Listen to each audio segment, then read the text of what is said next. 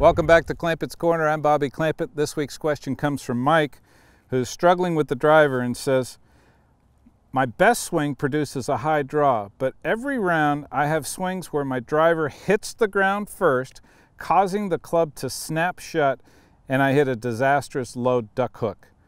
What causes this drop kick and how do I correct it? Well, first of all, anytime the swing bottom is behind the ball, you got two things that are going to happen.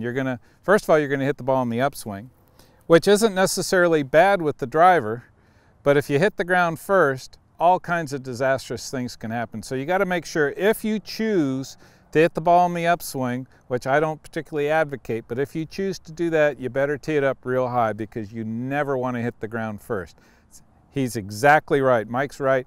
If you hit behind the ball, so often the heel will catch the ground first, stalling the heel, but the toe will continue to close, thus resulting in a disastrous duck hook.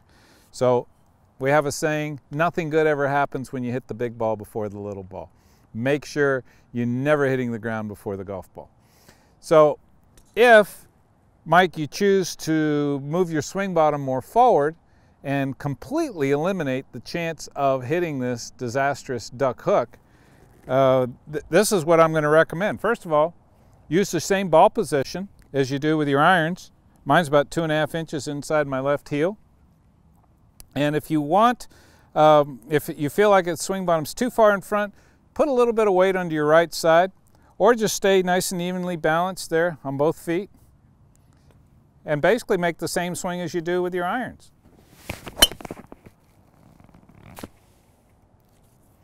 And the result will be great impact. Have no chance of hitting a duck hook when that swing bottom's well in front of the ball.